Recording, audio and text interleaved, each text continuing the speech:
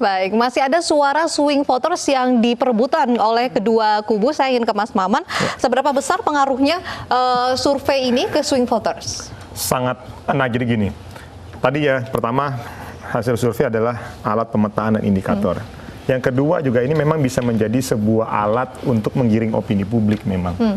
Artinya suka nggak suka, akhirnya hari ini seluruh masyarakat Indonesia pasti dia akan melihat pilihan hasil survei ini sebagai sebuah rujukan, salah satu rujukan. Karena gini, ini kan yang sudah berpihak 58% dan 30% di Pak Prabowo. Kalau berdasarkan kesepemahaman saya terkait mengenai kesepahaman saya tentang ilmu survei, itu kan adalah kelompok-kelompok yang memang sudah memutuskan bahwa masih mungkin di situ ada swing-swingnya yang bisa lari pindah-pindah. Kalau berdasarkan sepengetahuan saya sudah hampir firm dia di situ. Artinya sekarang yang diperebutkan adalah ceruk 13% itu undecided voter. Nah, biasanya undecided voter ini kelompok-kelompok yang memang sangat rasional, silent majority, kelompok yang sangat rasional dan logis, serta melihatnya bisa macam-macam tuh. Nah, salah satunya kelompok silent majority dan kelompok yang rasional itu melihatnya dari hasil survei. Artinya memang kalau sepengetahuan saya berdasarkan pengalaman saya di pemenangan pemilu di Golkar, hasil survei ini sangat mempengaruhi persepsi serta pilihan publik. Mas Faldo juga setuju dengan itu? Ya, kadang-kadang kalau dengar politisi ngomongin hasil survei itu kayak orang buta. Kita nanya tentang isi koran ke orang buta huruf, gitu. Isinya klaim semua. Ya, jadi paling penting adalah kalau politisi yang nggak buta huruf tuh dia bisa menafsirkan maknanya. Nah, itu yang selalu kita lakukan. Nah, kalau internal BPS klaim juga nggak? Kita selalu bicara interpretasi. Interpretasi bahwa segala kemungkinan itu bisa terjadi. Itu satu. Yang kedua, undecided masih banyak. Ya. Jika tadi kita bahas undecided adalah orang yang memang kita terus targetkan dengan konten, dengan program. Nah, di survei kan juga ada apa yang paling disukai. Program yang merakyat, kalau nggak satu. Yang kedua, ketokohan. Yang ketiga, ini, itu, A, B, C, D. Nah, interpretasi inilah selalu yang kami gunakan ketika kita bergerak merencanakan 36 hari ke depan. Jadi oleh karena itu yang tidak kalah lebih penting adalah terlepas apapun hasil survei ini, ya ngomong undecided dan macam-macam, pada akhirnya sih kita tetap percaya kalau kita terus fokus ke gagasan kita, undecided akan menentukan pilihannya. Dan kita tidak bisa memaksakan undecided. Karena tidak ada yang pernah bisa. Mas Ikrama, seberapa efektif? Dan silent majority. Baik, seberapa efektif ini untuk menggiring opini publik, terutama untuk undecided voters dan juga swing voters? Ya, memang ada teori bandwagon effect ya, bahwa ada pemilih yang kemudian ikut-ikutan ya terhadap siapa yang kuat, kemudian cenderung mengikuti yang kuat itu ya. Tapi efeknya nggak terlalu besar sebenarnya. Karena itu saya bilang survei bukan untuk mempengaruhi opini publik, tapi untuk menggambarkan bahwa kondisi hari ini publik nih pilihannya seperti ini, kemudian preferensinya seperti ini, tuntutannya, aspirasinya seperti ini gitu ya. Dan memang kalau bicara seberapa besar swing voters ini nanti beralih, ya swing votersnya tergantung penetrasi. Kalau penetrasi lebih besar kandidatnya Mas Faldo, tentu akan banyak ke sana. Tapi kalau sebaliknya di Bang Maman misalnya, Pak Jokowi Ma'ruf juga akan banyak ke sana ya. Kalaupun terbagi proporsional, ya berarti kita bisa membayangkan siapa yang akan terpilih ya, karena dengan selisih hari ini. Cuman memang selain swing voters ada juga soft supporter. Jadi pemilih militan dan tidak militan ya. Nah, ini juga yang penting. Jadi memang tantangan kita hari ini bukan hanya swing voters, Bro. Bang Maman ya, tapi lebih ke golput ya. Nah, siapa yang bisa memanfaatkan atau memaksimalkan partisipasi ya. Kita tahu kalau di Pak Jokowi tentu ada kelompok militan dari kelompok agama NU yang mungkin akan militan juga menggerakkan pemilih datang ke TPS. Kalau kita lihat di Mas Faldo, Prabowo Sandi juga punya simpul-simpul suara yang bisa memenangkan gitu untuk seberapa besar yang datang ke TPS itu yang akan menjamin pemenang ya. Jadi lawan kita bukan hanya Pak Jokowi, Pak Prabowo, tapi golput ya. Dan saya pikir potensi golput makin besar karena yang bertarung muka lama, kemudian lebih banyak sensasi ya. Adu program yang begitu serius itu belum terlalu terlihat. Mungkin itu. Baik. Saya tambahkan satu lagi. Ada yang menarik memang di Pilpres kali ini berbarengan dengan Pileg. Jadi pengaruh dari confusing publik terhadap situasi antara Pilpres dengan Pileg ini juga ada pengaruhnya. Yang kedua, dampak dari kelompok yang pro Prabowo dengan pro Jokowi terhadap caleg itu juga mempengaruhi.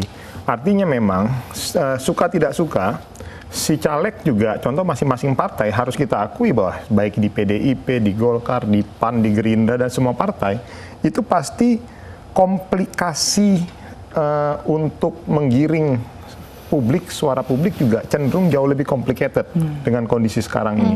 Karena tidak serta-merta misalnya ada juga masyarakat atau publik di bawah, dia legislatifnya dukung Gerindra. Tapi ada juga misalnya pilpresnya dia dukung Jokowi. Begitu juga sebaliknya.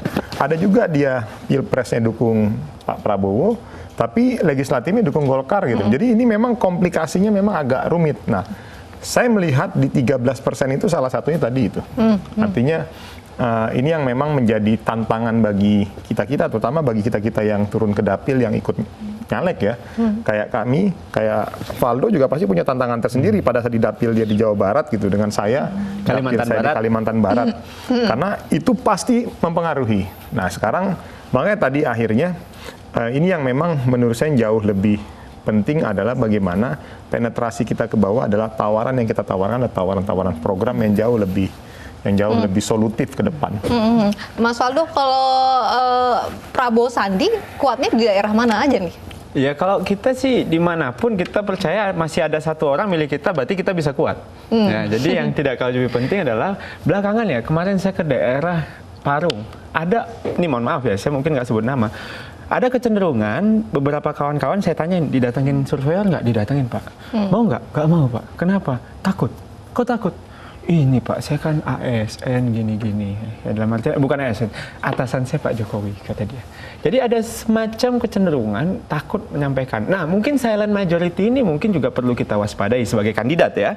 Dan juga oleh karena itu mereka bisa jadi adalah kelompok yang menang hari ini, tidak berani menyampaikan, takut dituduh pecah belah, takut dituduh hoax dan macam-macam.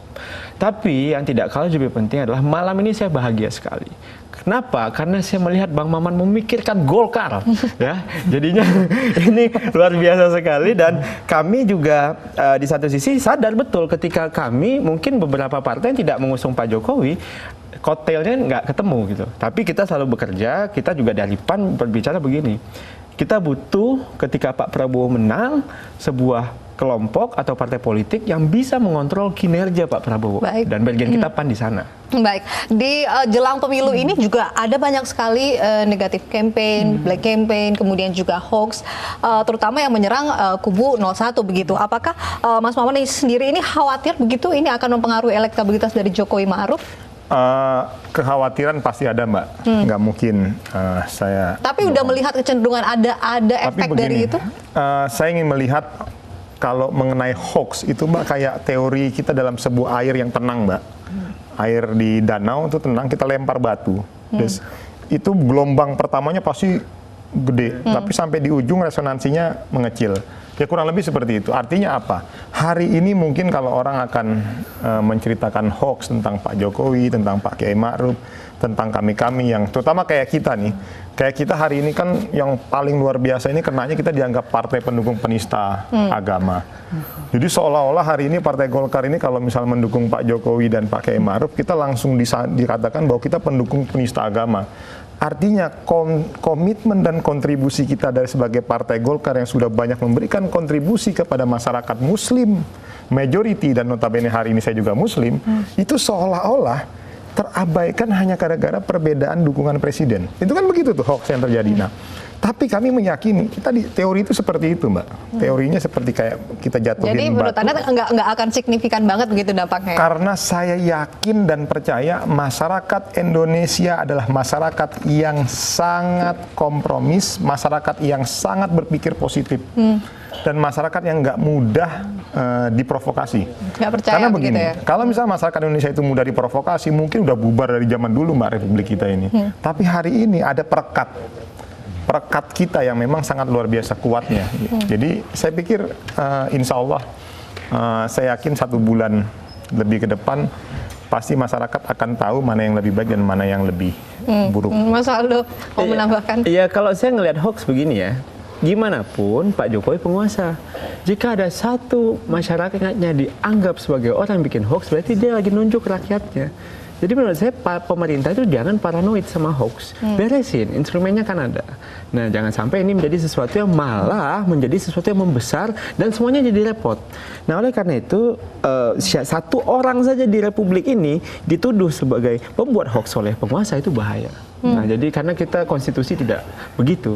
Nah, oleh karena itu bagi kami terkait hoax, kampanye hitam yang jelas kita sama-sama kontrol. Saya setiap dapat ada tuduhan-tuduhan atau ada tuduhan ke Pak Jokowi, saya selalu nanya, ini siapa yang bikin coba tracking gitu. Jadi bukan BPN yang gitu ya? Kita nggak mau gitu, kita nggak mau kalau seandainya itu adalah memperkeruh suasana. Kita lagi ngomong ekonomi, nanti bahas apa gitu, video-video ya gitu kan. Jadi hari ini misalnya Pak Prabowo dibilang mukul-mukul, kan begitu yang bikin capek sebenarnya. Jadi kita tuh punya hukum. Sebagai apa? Hoax? Gini aja, kalau seandainya ini ya, kalau saya sih yang paling penting adalah kan kita punya hukum aja yang nilai. Apakah itu sebagai berita negatif ya kan? Itu ada kasus Bu Ratna sebagai contoh bikin ribut tuh misalnya kan. Nah itulah yang harus berdiri tegak di Republik ini. Nah tapi belakangan mungkin yang tidak kalah lebih penting adalah ya nggak tahu ya, malam ini saya sangat bahagia dengan Bang Maman gitu loh intinya. Mas Maman benar nggak Pak paranoid gitu pemerintah dengan hoax? Gini Mbak, sebetulnya bukan paranoid Mbak, tapi cenderung untuk waspada dan mengantisipasi. Karena begini, saya ada sedikit analisa, mudah-mudahan ini salah ya. Siapapun nanti pasti akan ada pemenangnya presiden ini. Bisa Pak Jokowi dan Pak Kiai Ma'ruf, bisa Pak Prabowo dan Sandi. Kalau dari sisi saya berharap ya tadi Pak Jokowi dan Kiai Ma'ruf karena kita mendukung beliau. Tetapi Mbak, ada PR besar. Apa? Recovery situasi hari ini. Karena kalau kita perhatikan di media sosial, pembelahan umat Islam ini udah terbelah dua. Antara yang kanan dan yang kiri atau macam-macam udah. Nah, recovery-nya ini yang menurut saya perlu jadi kita waspadai dan harus kita antisipasi. Maka dari itu sebetulnya banyaknya hoaks yang beredar itu sebetulnya karena ketidakmaksimalan. Ini juga evaluasi buat kami. Jadi ketidakmaksimalan kita berdebat program. Ketidakmaksimalan kita membangun sebuah wacana yang jauh lebih produktif di antara kedua belah pihak. Jadi saya juga nggak mau mengatakan ini dari pihak saya, ini nanti Valdo ngamuk-ngamuk lagi. Jadi artinya ini kedua belah pihak. Kalau misalnya hari ini kita semua sepakat semuanya berargumentasi mengenai ide, gagasan, program, hal-hal yang jauh lebih konstruktif mengenai misal isu ekonomi. Apa? Oke, misalnya kita rezimnya di kanan. Nah ini di kiri. Nah, jadi ada perdebatan yang jelas. Lalu misalnya masalah isu energi ataupun program di bidang ketahanan pangan kita. Artinya itu kalau misalnya terbangun perdebatan itu, saya pikir itu bisa mereduksi maraknya hoax. Baik. Mas Ikrama dulu, seberapa besar dampak dari hoax dan juga kampanye hitam ini yang Anda lihat? Ya, hoax ini kan kalau kita melihat 2014 ya, memang hoax ini berhasil ketika timingnya juga pas ya. Ini kan banyak hoax yang saya lihat dalam beberapa bulan ini ya, publik sudah lebih well educated lah tentang itu, sudah bisa mengklarifikasi, mengkonfirmasi ya. Selagi tidak ada isu-isu baru, hoax baru, yang hoaxnya kan berkutat di isu itu aja sebenarnya, keberpihakan, identitas ya, yang sebenarnya sudah terkonfirmasi dan sudah ada klarifikasi tertentu. Cuman memang saya lihat ada hal yang menarik. Kita kan disebut oleh para sosiolog ini berada di era post-truth ya. Orang itu mengambil kebenaran hanya untuk pembenaran ya. Nah, akan lebih parah, post-truth ini akan jadi postrasi nih ya. Jadi orang akan ngomong, jadi Bang Maman ini misalnya kalau sudah tidak disukai misalnya karena ngelihat satu sisi itu ya, apapun kebaikan dinafikan ya. Artinya ini juga jadi concern bersama bahwa era post-truth ini jadi ancaman bagi masa depan demokrasi ya. Artinya informasi itu bukan alat pembenaran, tapi alat untuk kita mengklarifikasi kebenaran dan untuk kita membangun kebenaran itu sendiri. Membangun hal yang lebih konstruktif. Kalau sekarang malah membuat pembenaran yang baru. Nah ini isu walaupun hoax, tapi karena sudah 02 misalnya, hancur. Udah benar ini misalnya. Di 01 juga mungkin demikian. Isu yang menguntungkan atau dapat melengkapi pembenaran dia. Dalam hal ini pilihan politiknya 01 atau 02. Ini yang kita takuti. Ya ini kayak pos kamling aja sih menurut saya. Jadi kita harus berjaga-jaga terus untuk menjaga demokrasi ini biar nggak dimaling gitu loh. Jadi ya kalau saya sih concernnya melanjutkan argumentasi Bang Maman tadi, hukum harus tegak, jangan sampai ada tuduhan-tuduhan. Ini udah kayak Trump sih, nuduh warganya teroris. Kalau di sini kan dituduhnya hoax. Nah jadi oleh karena itu yang tidak kalah lebih penting propaganda Rusia dan macam-macam kita hindarilah. Ya kita selesaikan, kita tetap sama-sama fokus. Walaupun mungkin ada pihak-pihak ketiga yang pengen mengadu domba kita tetap fokus ke isu kita aja. Jadi terlepas dan terkurang, kami insya Allah dari pendukung Pak Prabowo Sandi tidak akan, dan kami bukan pendukung hoax jika kami pendukung Pak Prabowo. Jadi yang tidak, ya jadi nggak tahu ya, yang tidak jauh lebih penting yang jauh lebih penting adalah menurut kami kita mulai sekarang udah H-36, kita udah mulai bisa ngukur-ngukur. Mungkin semua ilmu politisi udah keluar Bang, ya kan? Ilmu udah keluar ABCD ya. Tapi yang kita tunggu adalah mudah-mudahan masyarakat terus berjaga lah untuk menjaga demokrasi ini di rumah-rumah kita, menjaga bahwa rumah-rumah kita bukan penyebar hoax. Mas Maman udah hukum harus senyum-senyum. tegak. Mau komentar apa? Nggak ada, kalau saya cuman bagi saya gini. Kita diberikan cerita hoax segala macam, bagi saya itu udah konsekuensinya kita sebagai pertama public figure, sebagai politisi, orang yang tampil di media seperti ini, pilihannya cuma dua Mbak, orang yang suka atau orang yang tidak suka. Itu satu. Nah kalau orang yang tidak suka seperti tadi Mas bilang, sampaikan ya begitu, pasti kalau udah nggak suka ya nggak suka aja, gitu. Nah sama juga seperti di Valdo. Ya tadi maka saya bilang, untuk memenangkan pertarungan ini kita itu udah jelas nanti. Pilihannya cuma dua, antara 01 atau 02. Tapi ada PR yang paling besar buat kita semua, yaitu bagaimana melakukan merecovery situasi ini. Dan ke depan nggak boleh lagi. Tapi kita bisa paham bahwa situasi ini memang proses ini harus kita lewati. Karena kenapa? Derasnya arus media sosial sekarang ini beda loh waktu di periode yang kemarin. Sekarang ini udah lebih, ini hidup nih kayak di akuarium sekarang Mbak. Orang bisa tembus pandang ngelihat ke sana, depan belakang. Dan kadang kita juga nggak tahu. Kalau kita lihat di akuarium, ikan itu kan tampak besar. Tapi padahal setelah kita lihat, ikannya kecil. Nah ini kayak begitu tuh modelnya sekarang. Nah jadi ya udah, jadi bagi saya ini harus kita nikmati. Dan saya yakin masyarakat Indonesia pasti pada satu titik resonansi kecurigaan segala macam akan jauh lebih aware dan jauh lebih bisa melihat setiap isu itu dengan lebih hati-hati dan dengan lebih jeli. Dikit aja. Saya hampir tidak berkedip 10 detik tadi nggak Bang Maman ngomong. Sepertinya Golkar udah mulai mendekat ke Kertanegara. Kami tunggu Bang. Benar?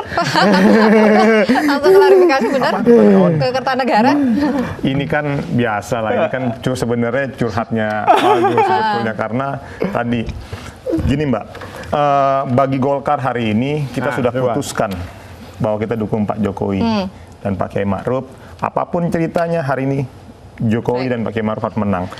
Kekhawatiran bahwa Partai Golkar tidak dapat kotil efek, kita nggak pernah khawatir, Mbak. Kenapa? Karena infrastruktur mesin Partai Golkar itu terbentuk sampai ke tingkatan desa. Baik. Jadi kita nggak pernah khawatir. Kita nggak berani jadi ngomong kita kalau sama percaya diri.